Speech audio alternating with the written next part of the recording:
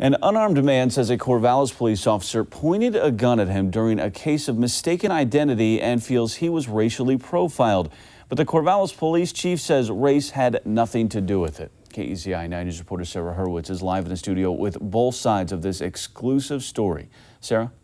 Well, Brian, it's an issue that spurred nationwide debate, race and police conduct. And now one man in Corvallis says he's been the target of racial profiling after an officer drew a gun on him, yet he wasn't armed.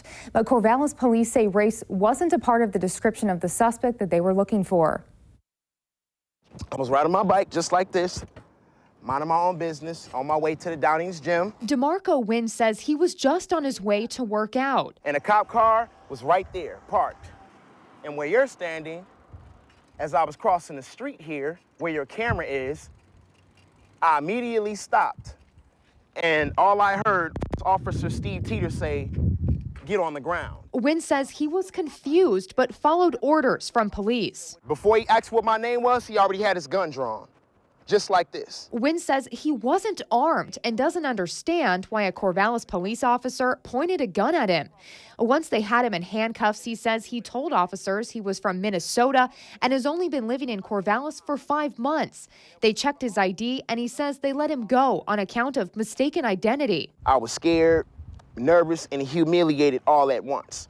Because you see from the Michael Brown incident and other incidences across America with these police officers constantly killing unarmed black men in this country. I certainly understand with respect to a lot of the issues that have gone on across the country.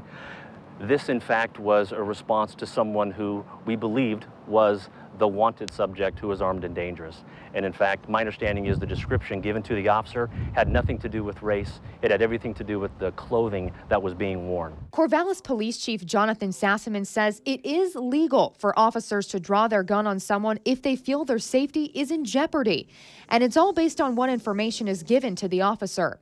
This is a picture of the suspect they were looking for, 38-year-old Sylvester Harrison. And it's all about reaction time, it's all about proximity, and it's all about how safe they can be and help everybody else be safe. So weapons drawn is something that is more common than people might think. Chief Sassaman says Wynn was wearing clothes that matched the description of the suspect. Wynn says police didn't have the right to do what they did. Wynn says he filed a complaint with the city and is suing for unlawfully withdrawing a gun on an unarmed citizen. Now, Corvallis police have launched an investigation into the incident, and Chief Sassaman says that the department does have a good working relationship with the Corvallis NAACP. Live in the studio, Sarah Hurwitz, KEZI 9 News.